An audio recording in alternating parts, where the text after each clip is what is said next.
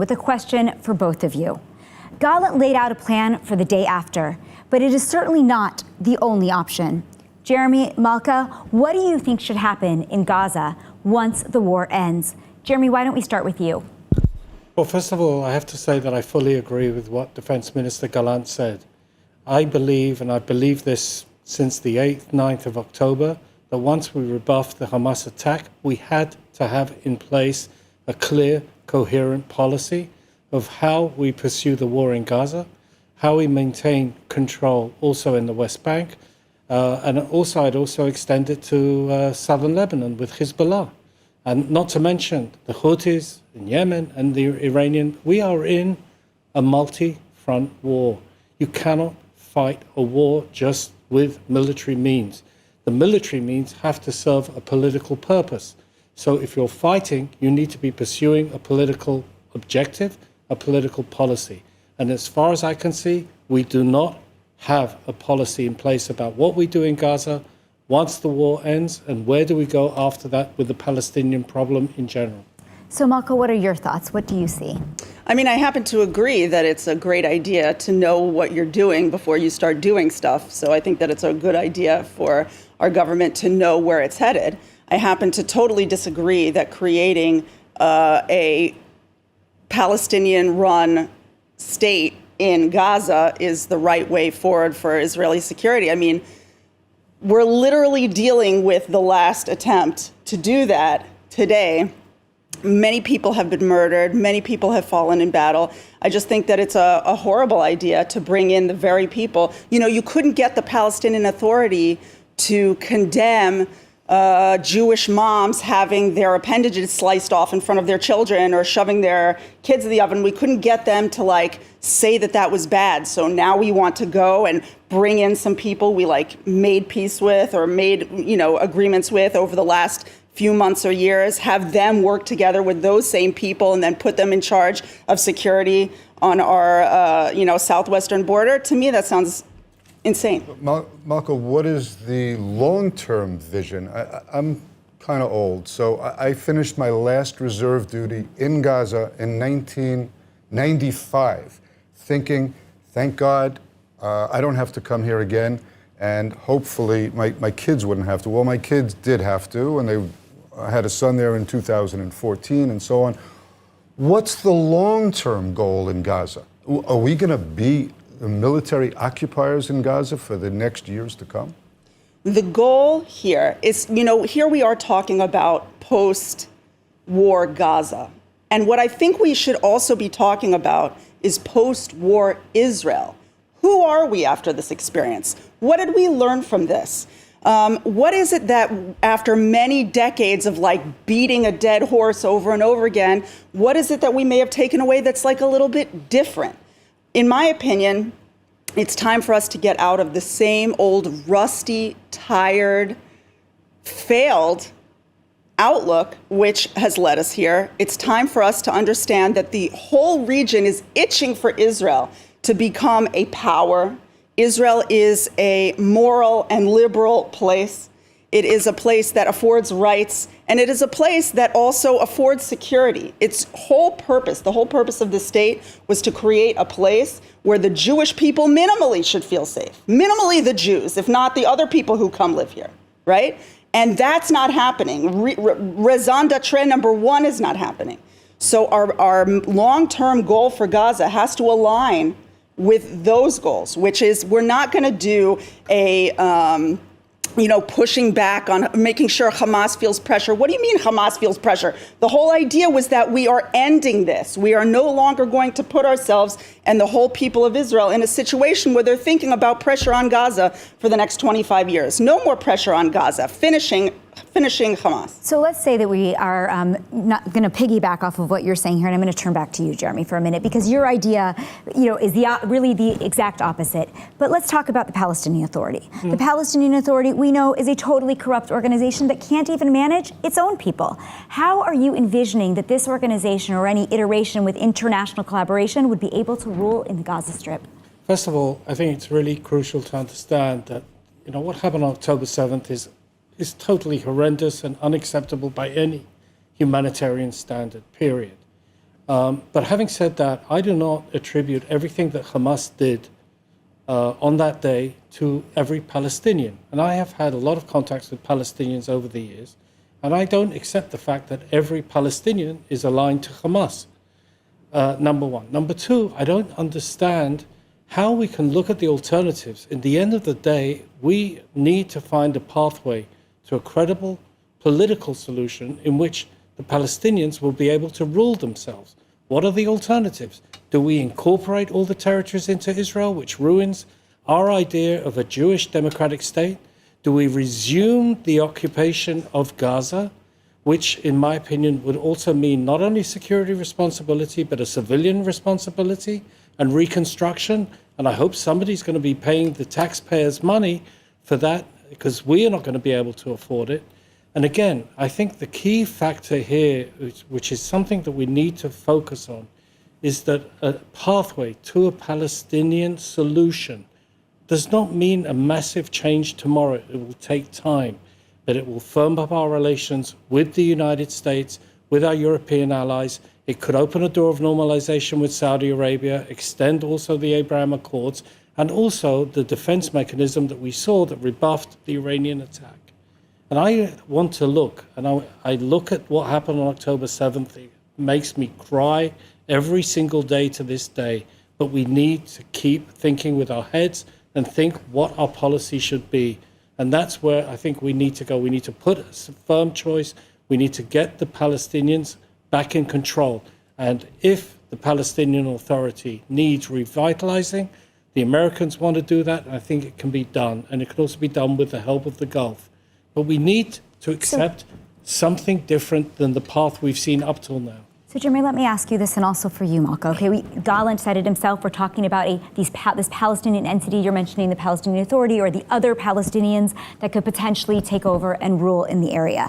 So let's break that down. You know, maybe we have a security perimeter around Gaza, and we've given ourselves some space so we can watch. But in the end, who are these Palestinians, this entity that is going to rule us? Who are the international actors that you envision being able to come in and to make sure that we have security?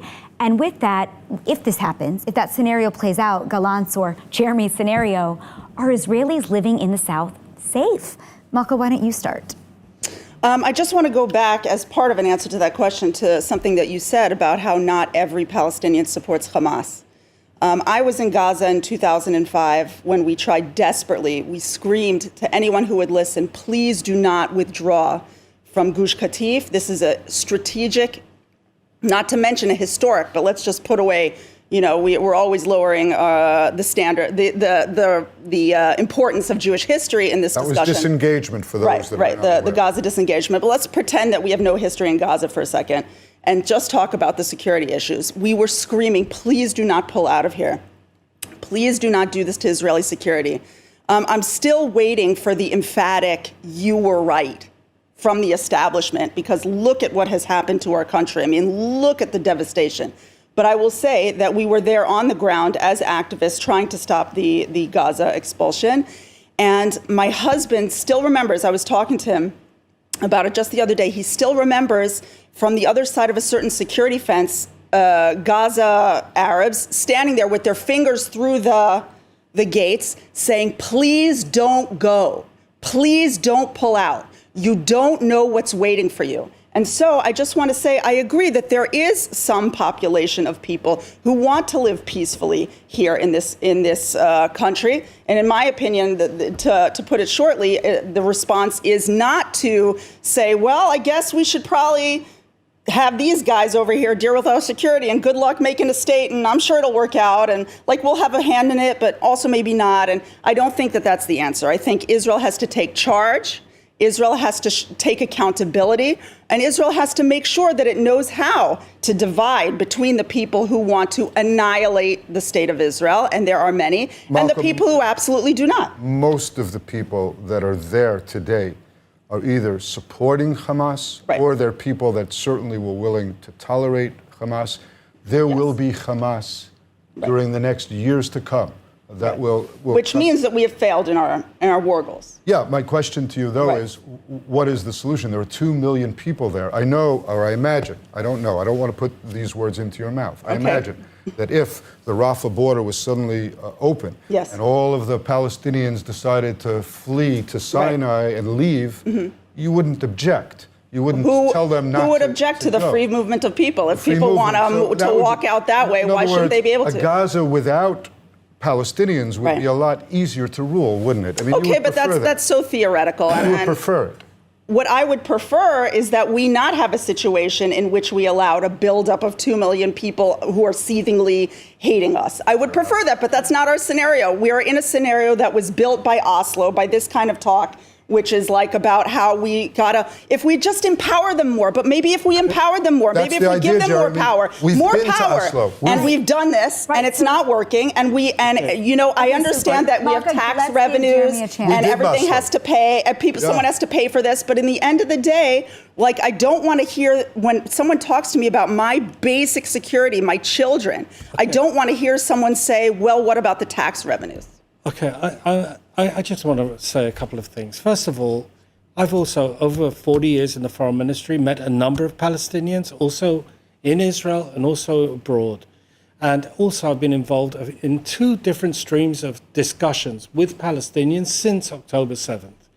And I've heard from these friends who have said to me, you have never been an enemy to us like Hamas is to us. A lot of moderate secular Palestinians see Hamas as a vital danger to their way of life. And since October 7th, I've heard Palestinians saying what the Hamas did to you, they would do to us. And, you know, don't underestimate the feeling and the power of the moderate Palestinians who want to have a normal life. Now, beyond that, Why can't we give them that normal life inside our country? well, first of all, we have to give them a political incentive.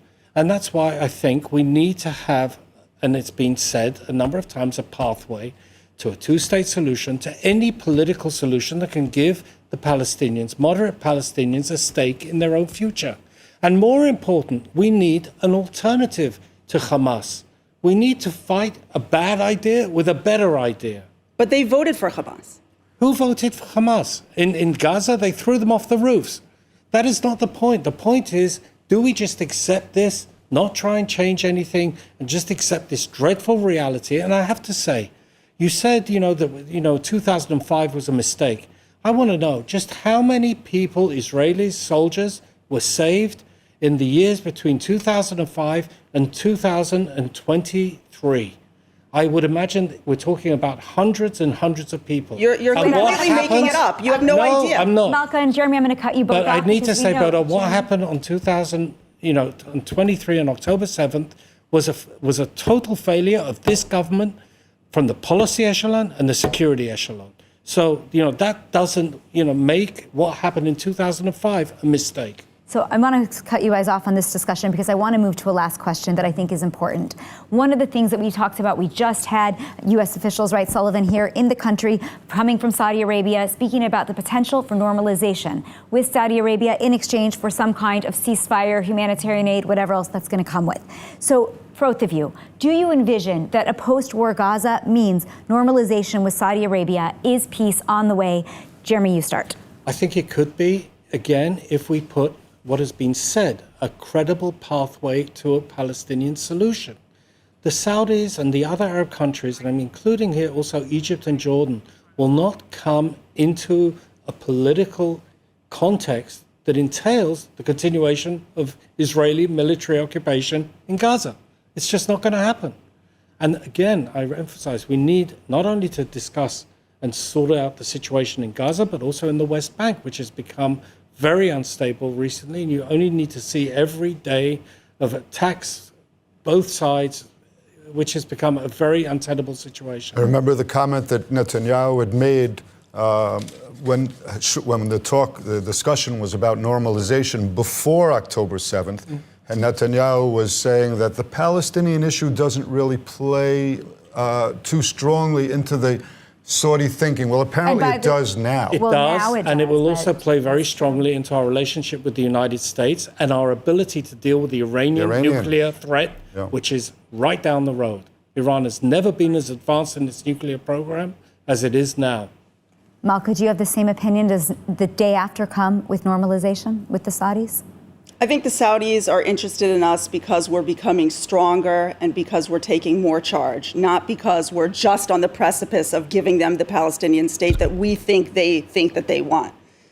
I think that we, moreover, should understand that no one in this region, in the Middle East, thinks it's cool to team up with a country that is lame and doesn't secure its own borders. The Saudis are not interested in us because we're capitulators. The Saudis are interested in us because we are strong, because we have a strong army, and because we have the opportunity to make big changes in this area. I think that making Gaza a part of, like, please be friends with us, Saudi Arabia, is like the least cool Middle Eastern message that you could send out. Well, I suppose after all the provocation, we should be going straight into war in the north right after this one stops. Otherwise, how are we going to reassert our deterrence? I mean, you definitely have a lot of people who are not in their homes. You want to talk about untenable situations. I sleep great at night in Judea, but the people of Shlomi are living in hotels in Jerusalem right now. I'm not justifying So talking that. about what's a tenable situation, it's like the people of Judea are some of the most inspired, patriotic, army participating, building, growing doctors, lawyers, and they're one out of every 10 people in this country. So to casually chuck Judea into this garbage that you threw Gaza into, Gaza we should deal with, and Judea and Samaria we should deal with, Okay, and put it all in a Malkah, I'm lump sorry, is like, but I'm going to is have not to right. cut you off because we're really getting out of time here, and we don't have any more time for this discussion this evening. We really want to be able to thank our guests for coming. Both. Not yet. We still have another 2.5 minutes, they're telling do we? us. Yeah. Oh, okay. I thought we were getting cut off, so go ahead. Well, first of all, what Malkah says, I don't think our deterrence is looking too good right now with 200,000 people displaced in the north. And I fully agree, Israel needs to be strong, and we are a strong country, and we can take risks for peace. And I guess what Malkah's saying, there's no evidence. Malkah, I didn't interrupt all you. the evidence shows that what you're saying, all the previous evidence shows that you're wrong. Show me one piece of evidence that shows that giving First of over all, you haven't territory. given. First of all, you haven't given one piece of evidence that you're right, and your evidence that you can Our show current that is reality, right our current led reality. us to the 7th of October. Excuse me. What led to the 7th of October? The fact you're thinking that we can continue this occupation ad nauseum without So it's our any fault. change. October 7th is our fault. It's our fault that we didn't prevent it. We didn't prevent it by what? Not giving We them did land? not prevent it because we had no political policy on the table to solve this situation. So it's the poor suffering of the poor Palestinians Don't try and that caused twist my October words. 7th. Don't try and twist my words. You just said it's our fault that we didn't have a I said policy, we and should that's why have 1,200 Jews were murdered on prevented October 7th. October 7th by having a political policy on the table to deal with the Palestinian situation. Unless you want to remove them, deport them, or kill them all, they are going to be there, and we need a political solution, which you do not want to Finally, accept. let me just throw out this, and we're just about out of time. Do we have a political leader to bring us either to your solution or to yours? Political leadership is scarce these days, but I mean, it's not good, but I'm not so worried about it because I see that the people of Israel seem ideologically refreshed. This was a horrific nightmare what happened to us, and we're still in it. Nonetheless, what it did is it enabled Israelis to shake off the old conceptia that brought us, the old concepts of decades already that we've been living All right, under. just one final and word. The people of Israel are healthier than ever today. Jeremy, our leadership? No, we don't have the Prime Minister now, in my opinion, and I've worked with him, and I respect him, but he does not have a policy, and we need a policy now. And if that means having elections, we need to have elections as soon as possible.